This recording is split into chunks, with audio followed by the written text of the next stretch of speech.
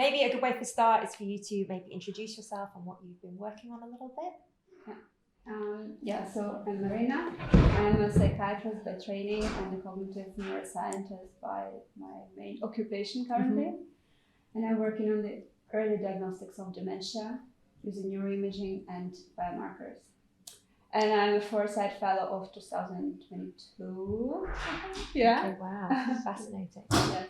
And in the beginning of the year, Edison and the team decided to extend their Tech tree projects to other than longevity fields. So we started 4 more trees: nanotechnology, Neurotech, intelligent cooperation, and space exploration. And I am the one who is leading the Neurotech tree development. Yeah, amazing. It sounds like you've got a good background for it though, like the psychology, the clinical side, and sort of the cognitive neuroscience, computational neuroscience side of it a bit. Well, it depends. I always feel that I lack expertise. Yeah. So all of us are experts in very tiny fields, and I guess you're probably a better expert in the BCIs than I am, like 100%. But the cool thing about it is that we are trying to map the whole field, and that we are just making a sketch now, and we want to talk to experts in each tiny question to basically develop the notes which will describe every specific question. So I guess for anyone who doesn't know, the tech tree is a whole big map of the whole field of sort of neurotech, or is it also neuroscience and sort of clinical psychology, psychiatry, those things as well, or is it more just focused on neurotech? Well, it's neuroscience as well, because it's something that I bring. Yeah. I cannot really get rid of it, and I think it's like we cannot really use neurotech if we don't understand how the biology behind it works. So I think it's all super interconnected. It is a challenge though to map the connections and still like keep it readable. Yeah. But I think that we should keep all of them together. And so I guess one of the questions that comes to mind is, so why is it important that we have a big tech tree of all this? Well, I think, so for everyone it's different probably in our team, but for me in the neuroscience field, for a very long time, there were big decision makers who were allocating the funding, and many people with great ideas, young people, they actually could not really get the funding.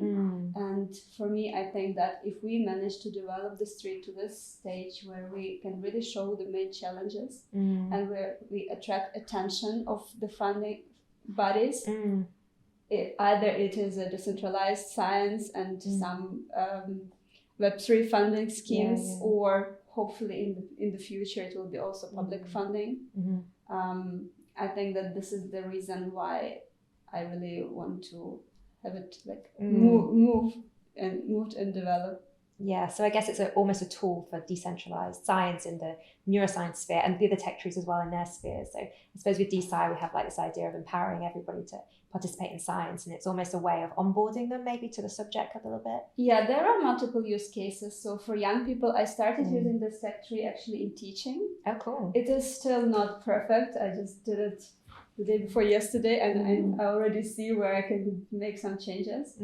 But it is very easy to show young students structures. For example, what kinds of stimulations are there, so that they can easily understand and where it could lead.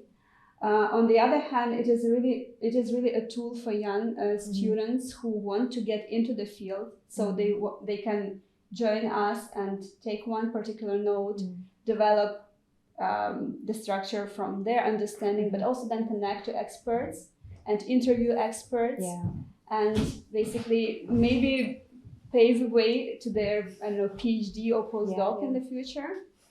Very cool. And also for the founders who usually don't have time to read a ton of papers, we really want to make it validated by the experts in each of the domains, so that the challenges that we bring forward are really the ones that need to be that need funding as soon as possible. Cool. And then, so in terms of why you've been building it, what are some of the big challenges that you've had along the way, or that you can see coming up? Like, is it difficult? Like, how do you make decisions and all those kinds of things? Yeah, we were running back and forth. So we actually want to build a roadmap from the status quo to the best futures that we want to achieve with neurotechnology. We started doing that. Then we had some technical issues, like we had just too many nodes and we could not collapse them. So we decided to group them. And then we grouped and we reduced the number of overall goals. And then we realized that we are describing the past and not the future. So we returned to the original version, and now we are again revisiting it and trying to rebuild it and show it to people. And it is a little bit challenging also to implement each of the vision into the tree, and the level of detail which we still have to address. It's not everywhere the same. So sometimes there are more details, sometimes we just have one big block, which could be like huge if you just expand it. And I guess it'll have to be dynamic as well, because like things change faster than like we can even keep up with a lot of the time. Yeah. This is where our dreams go. Yeah. So now it's really very manual. It depends on our decisions. But in our team, we discussed it a lot that we actually wanted to make as a digital and more autonomic tool that could screen scientific literature and build graphs of trends. Yeah. So building AI into it, so it almost grows itself like a tree does. Yes, like that's the dream, and also the dream is to connect it to the like sort of a reference manager where you could basically have very easily accessible links to papers. And another thing we just recently discussed, it could be also linked to the patent applications, because it seems that filing for patents is an early sign of developing technology.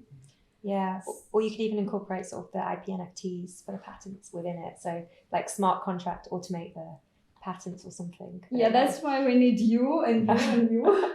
It makes sense that Foresight would develop tooling to Foresight. It's really cool. So you're building the tech stack.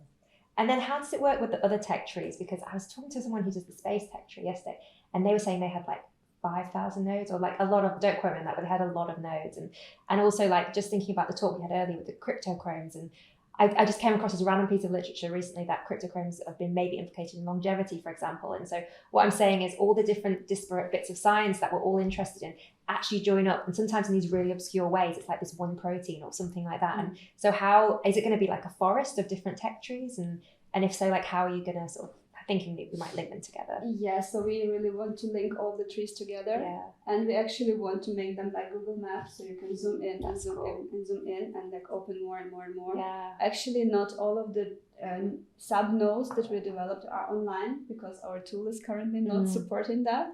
And that's really a pity, because we have invested some time to developing them. So I really described broadly the field of dementia research. Yeah. One of our team members is working with the non-invasive BCI, and he described the EEG measurements, and also computational neuroscience is something that we started to do, but then we just at the moment technically don't have the opportunity to implement it. Yeah. I see that would be like 2.0s once you've got your tree, and how then you start interfacing with the other. You can almost have like this metaverse forest that you walk through, and like you look at the different trees, or I don't know. Anyway, so in terms of like where you're going with this, like in terms of like a existential hope scenario of like what this could actually give for us, like do you have any ideas about that? Like what gets you most excited about it, I suppose? Yeah. So I guess I had some crises in my career when I was doing work which I don't like, and I used to decide that I need to make a stop and basically read more, see where I want to go, and it took really, really long time.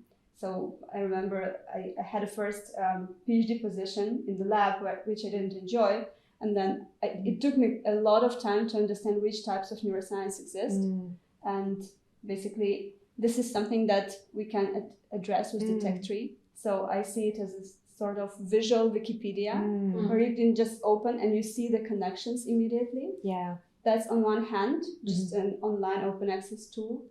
On the other hand, we would be really willing to, basically the community to develop it. Yeah. Because now it is still a small project, and we are trying to figure out how we incentivize researchers. Why could it be interesting for you to participate in the tech tree? Maybe running joint workshops around one node on the conferences. There are also now projects where a review of the field would be written around one single node. So that's a potential. And like the biggest thing for me I see is that, so the neuroscience was a field which was guided by big people, big guys in the field. And we didn't really have much opportunity to influence how it develops. And now with the development of Web3 technologies, if we as a community decide that we want to influence this funding schemes, either for basic research or also for startups. I mean, with startups it's a bit easier, but with basic research it is still quite complicated. I really see the potential here that we can change how the neuroscience is funded and which questions are addressed first. Yeah, that's really exciting. Okay, I promise I'll hand it over to you guys in a second, but I also wanted to ask about the dystopian side of it, or are there any kind of like risks or dystopian possibilities with this particular technology that you kind of want to work to avoid? Maybe not so much with the tech tree, I'm not sure, like maybe I'm being ignorant, I guess, like what would you say? I think I see one risk for the tech tree, which we are still dealing with now. It is still a pretty closed project, and like cold emailing doesn't work. If I send emails to a ton of professors, they simply ignore it. So the risk is that it can stay closed, and this is what we don't want. Like we really want it to become a project not of me personally, not of Ellison, but of our community. And do you have it? Can we see it, or we will see it in the afternoon? I think in the afternoon.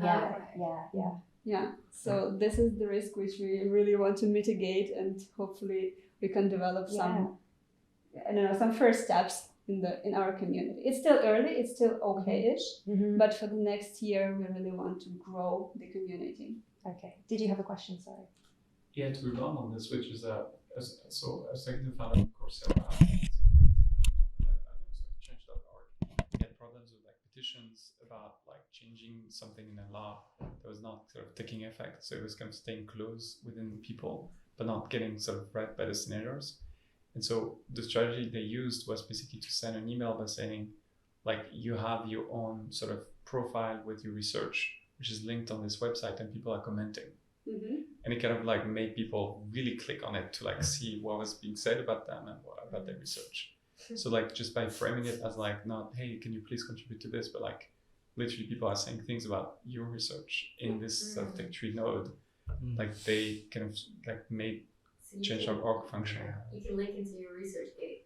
Yeah, exactly. And I think people do care about what's being said about the institution.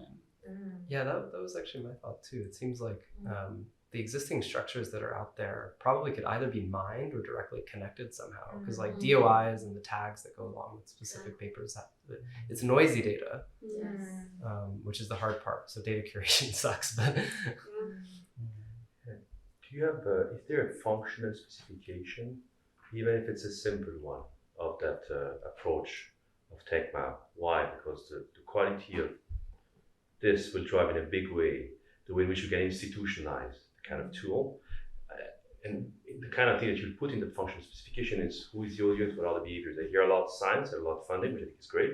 They could be in the world of Foresight, many other applications. I say that because last year, the organization I lead developed a knowledge graph, you can call it TechMap, called the Collective and Augmented Intelligence Against COVID-19. And it led to a strategic surprise. It failed as a project, but gave the rise to Stable Diffusion. Okay, stability.ai. That was part of, we could discuss as to why and how that happened, but it happened. And so the kind of community-led effort, you try to bring a lot of people around something where you, and it's very important in my view to have a clear and strong, however, evolving functional specification to really build a tool and create authority around the tool all the time. And that's, and when you do that, then you can, like a product, add layers of modules, and then move from this to what I heard before. You were in the same session, the dream of cryptocurrency friends downstairs, and where you were talking about how you can move to ResearchGate and integrate all other knowledge graph building efforts there. So is there functional specification? There is a document which is like written across the trees. It's not specifically for Neurotech, but I think that it's still not fixed in stone. It's still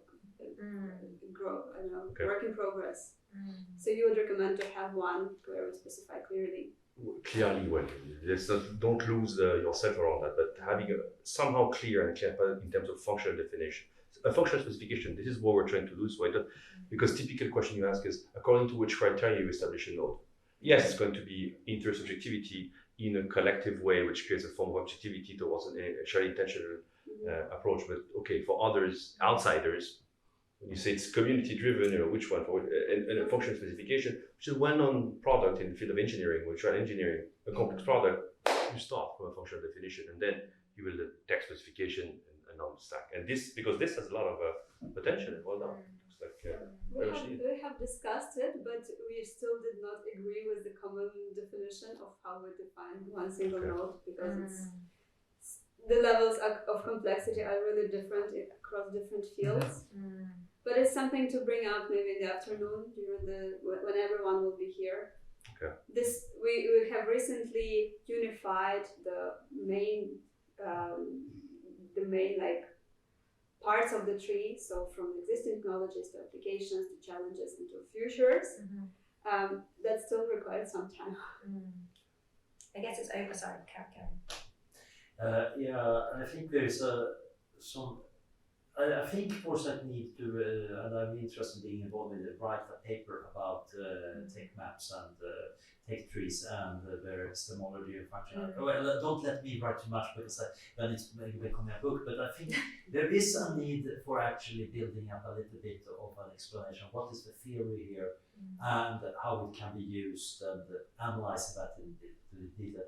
Another practical thing is contacting professors. We might want to build up a set of teams where you use some of us Foresight fellows that might have contacts to make it easier to get them involved. Yeah.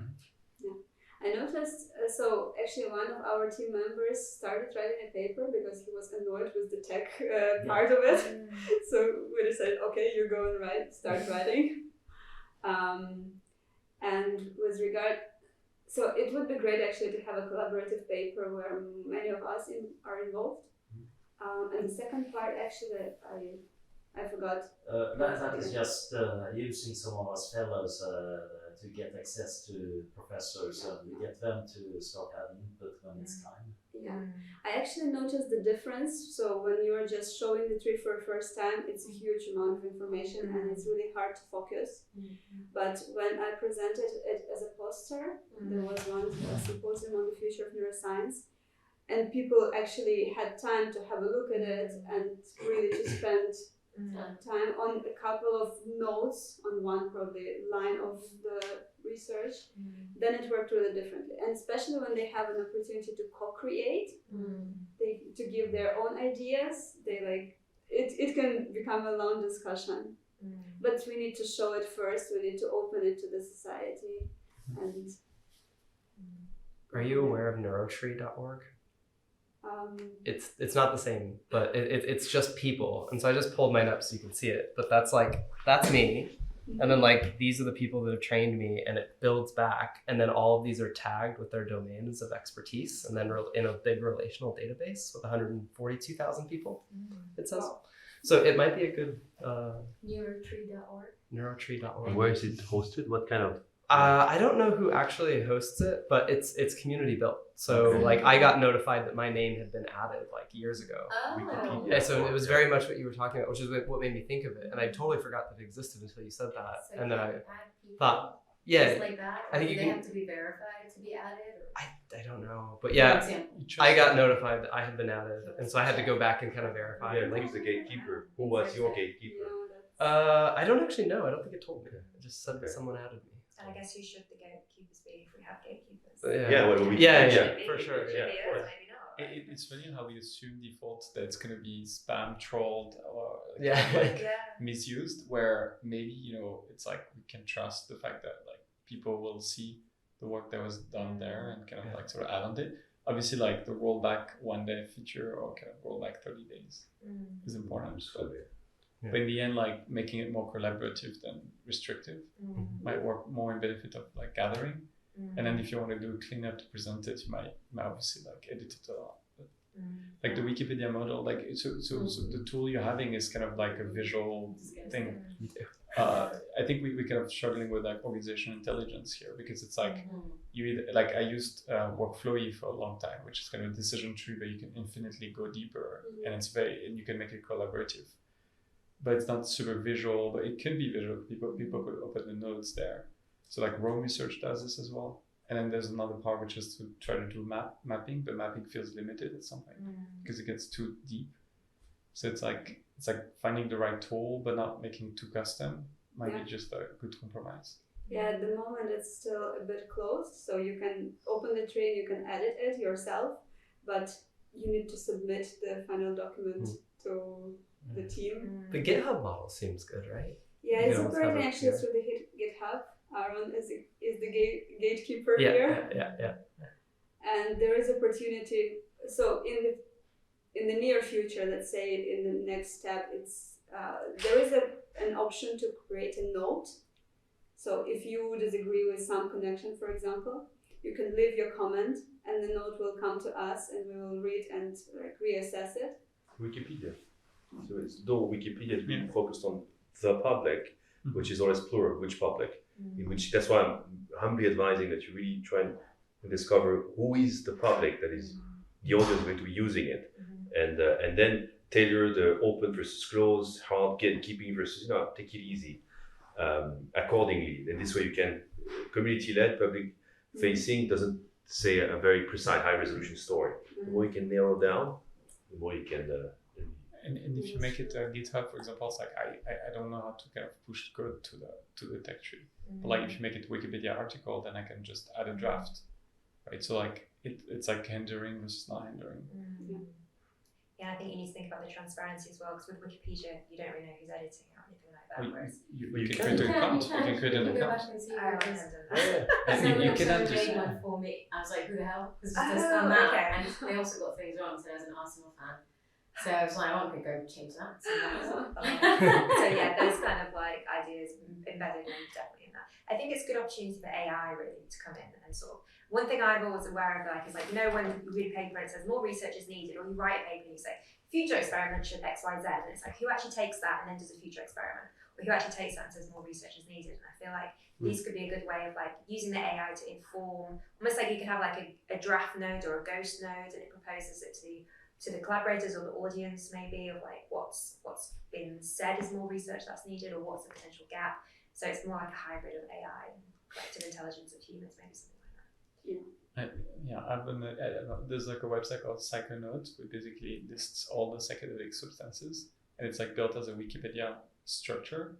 It's quite interesting because it's like both collaborative, like people can submit new compounds that they found, and then stories or whatever. So you can see an example of that collaboration. Now it's kind of debative sort of topic, but like as an example of organization, and it doesn't sort of like has the perspective that maybe Foresight has in terms of like projecting into the future. So maybe you need an additional module, but like in this kind of gathering information phase, which is what you're focusing on, it might be the tool for it. And then the second tool might be more of a presentation phase for like people to then create teams around it. Yeah.